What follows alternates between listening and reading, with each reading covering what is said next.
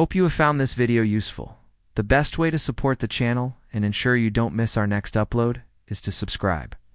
Thanks for watching. 37.25 Surah As-Saffat, the arranged in ranks As-Salamu Alaikum. Welcome back, dear listeners, to Sufi Essence with Hammad Syed. We continue our sacred journey through the celestial meanings of Surah As-Saffat, the arranged in ranks. In our previous session, we concluded the narrative of Moses and Aaron with the divine stamp of peace and the establishment of their eternal legacy.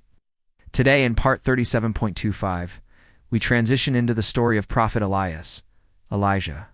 Verses 121 through 125 serve as a profound introduction to this prophetic mission, highlighting the rewards of the virtuous servants and introducing the spiritual confrontation between the pure worship of Allah and the distracting worship of the idol Ba. We will explore the deep Sufi meaning of Iḥsān, excellence, the tragedy of polytheism as a distraction from the best of creators, and the unwavering call to divine unity Taqwā. This is a study of how the prophetic voice pierces through the illusions of the material world to remind humanity of their true origin and their ultimate responsibility.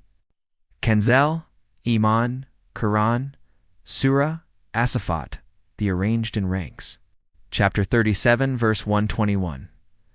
Indeed, this is how we reward the virtuous. Allah confirms the universal law of divine compensation and spiritual reciprocity. Indeed, this is how we reward the virtuous in Qadn Lika Najd el Muḥsinīn. Linguistic analysis of Najd el Muḥsinīn. The verse begins with the emphatic in indeed we, asserting divine authority. The verb najd we reward recompense is in the present continuous form, suggesting that this reward is not a one-time event, but a consistent, ongoing divine habit throughout history. The Muḥsinīn are those who act with Iḥsān, excellence, beauty. The phrase Kadelika thus in this way points back to the peace, victory, and legacy granted to Abraham, Noah, Moses, and Aaron, establishing that the path of virtue always leads to a specific divine response. Sufi perspective on the station of Iḥsān.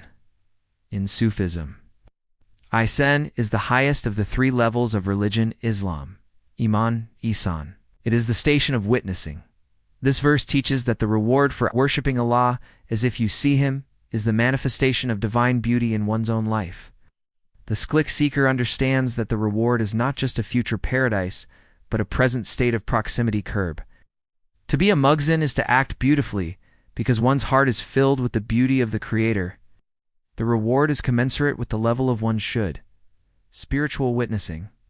It is the state where the servant acts for the sake of the beloved alone, without seeking the ego's satisfaction. Theological significance of Al-Shakar. This verse manifests Allah's name, Al-Shakar, the most appreciative. It confirms that no act of virtue, no matter how small or hidden from the eyes of men, is lost in the divine record. Allah rewards the Muḥsinīn out of His infinite generosity, JD, and justice. Adel. It reinforces that the nature of reality is fundamentally appreciative of goodness. Historical ethical insight. Historically. This verse bridges the transition between the great prophets of the past and Elias. Ethically. It establishes that excellence is a universal standard. It teaches us that the quality of an action is more important than its quantity. The way Allah rewards is by preserving the name and the spirit of the virtuous across time. Legal jurisprudential insight. Jurisprudentially, this establishes that excellence Iḥsān is the gold standard for all legal and social dealings, while one must fulfill the minimum legal requirement, Adel. The Quran continuously pushes the believer toward Iḥsān, doing more than is legally required for the sake of mercy and harmony. This verse provides the ethical underpinning for the concept of future spiritual chivalry. Hikam, aphoristic interpretation. The reward for a beautiful act is the ability to perform another one even more beautifully. Sen is the currency of the heart, and Allah is the most generous exchange master. He who gives himself to Allah receives Allah as his reward. Kanzul Iman, Quran, Surah As-Saffat, the arranged in ranks. Chapter 37, verse 122. Indeed, he is one of our high-ranking believing servants. The spiritual identity and rank of Prophet Elias are established. Indeed, he is one of our high-ranking believing servants. Min, Ibn Elmu, Minyan. Linguistic analysis of Ibn Elmu Minyan. This verse is identical to verse 111 regarding Abraham, and verse 111 regarding the general righteous. This repetition creates a spiritual link or a chain of light, silsila, between the prophets. By using the possessive, our servants Ibn, Allah grants Elias the ultimate title of honor divine proximity. The term Mu'minin believers signifies that the root of all his actions was a perfected, unshakable faith that had moved beyond doubt into the realm of yaqin, certainty. Sufi perspective on Ubudiyya servanthood. As established in the Sufi path, the rank of servant is the pinnacle of human achievement. For Elias, this servanthood manifests as total detachment from the world's zuhd and total attachment to the divine command. To be our servant means that one's ego has been completely annihilated in the will of the master. The seeker learns that the greatest honor is to be claimed by Allah as his own. It is the station where the servant has no I, only he. Theological significance of al-Maklik. This verse reinforces Allah's absolute ownership of the elite among his creation. It proves that the high-ranking status is not something one earns through mere effort, but something one is given through divine selection. It highlights that the most honored in the sight of Allah are those who are most aware of their own poverty faker before him. Historical, ethical insight. Historically, this identifies Elias as part of the noble lineage of Abrahamic faith. Ethically, it teaches that true high rank is not found in political power or social status, but in the quality of one's servanthood to Allah. It is an invitation for the listener to seek rank through humility rather than pride. Legal jurisprudential insight. This confirms that the legal status of a prophet, as a legislator and guide, is rooted in their identity as a believing servant. Their authority to deliver the law comes from their absolute submission to the lawgiver. Yes, it establishes that the best of citizens in a divine state are those who are believing servants of the truth. Hikam, aphoristic interpretation. To be a servant of the king is to be a king over the self. The high rank of a believer is measured by the depth of his prostration. He who is his servant is never a slave to the world. Kanzul Iman, Quran, Surah As-Saffat, the arranged in ranks. Chapter 37, verse 123. And indeed, Ilyas is one of the noble messengers. The specific mission and prophetic office of Ilyas are declared, and indeed Ilyas is one of the noble messengers. Wa, ina ilusa, lamina el-Mursalan. Linguistic analysis of el-Mursalan.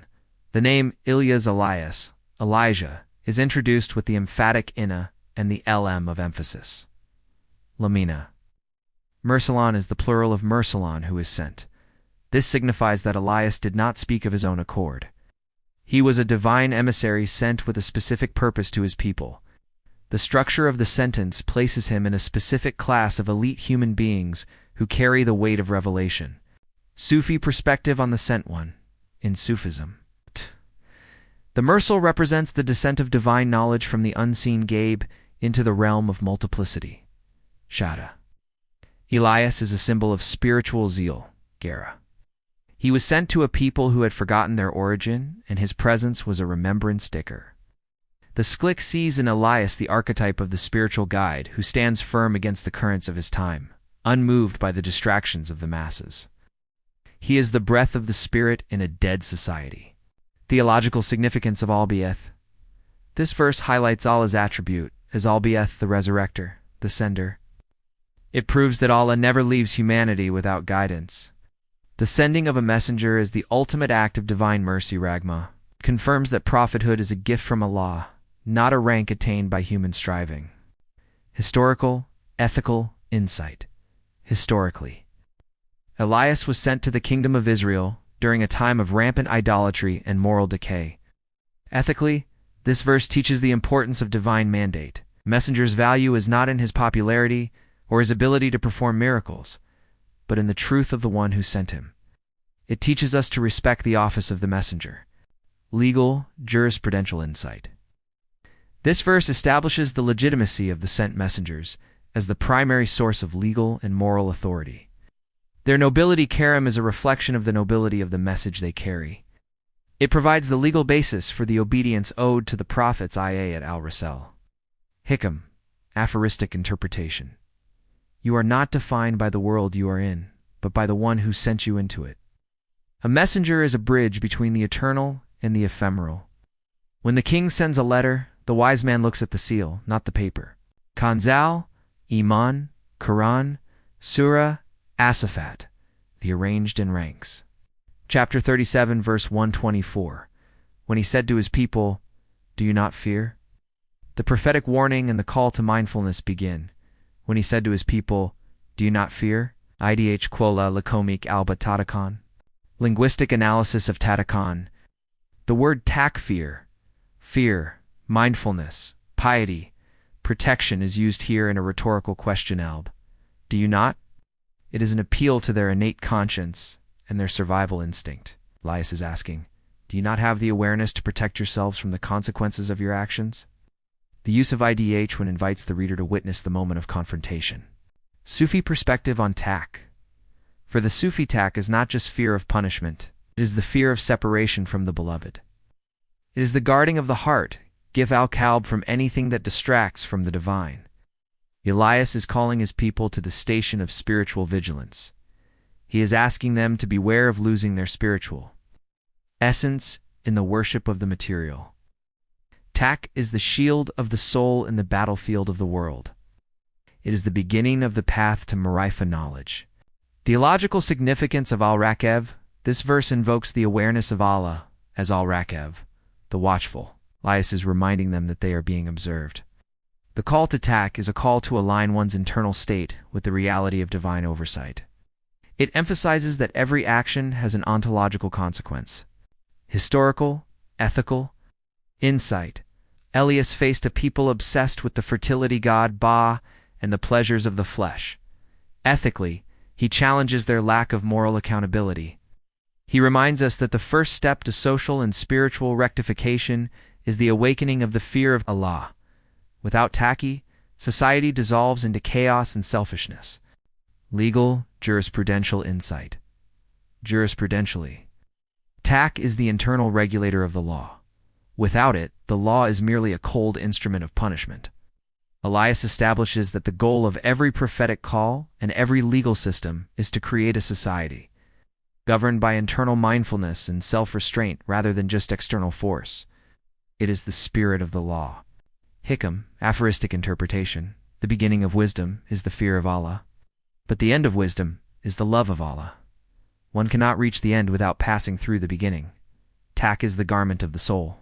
Without it, the spirit is naked and exposed to the cold of the world. Kanzul, Iman, Quran, Surah As-Saffat, the arranged in ranks. Chapter 37, verse 1-5. Do you worship Baal and leave the best of creators? The core of the spiritual and intellectual confrontation. Do you worship Baal and leave the best of creators? Atad ina balan wa tadarna, asana el-kanikin. Linguistic analysis of Balan and Iḥsān el-kanikin. Baal was a specific Phoenician idol, often associated with lordship, fertility, and the forces of nature. Ilyas uses the verb tad. Ina, do you call upon, pray to, worship? He contrasts this dead man-made idol with Allah, described as Aksana el-Kanikin, the best of creators. The word Apsan, best, most beautiful, most perfect, mirrors the eye. Sen of verse 121. He is highlighting the logical and spiritual absurdity of leaving the source of all beauty for a carved piece of stone. The verb tadarna, you leave, abandon, emphasizes the neglect of the truth in favor of the lie. Sufi perspective on the idols of the nafs. In the Sufi interpretation, Ba represents any worldly attachment or hidden desire that takes the place of Allah in the center of the heart. Whether it is wealth, status, self-image, or even religious pride, these are the BLs of our contemporary time. Ilyas is asking the seeker, why do you chase the shadow when you can have the light?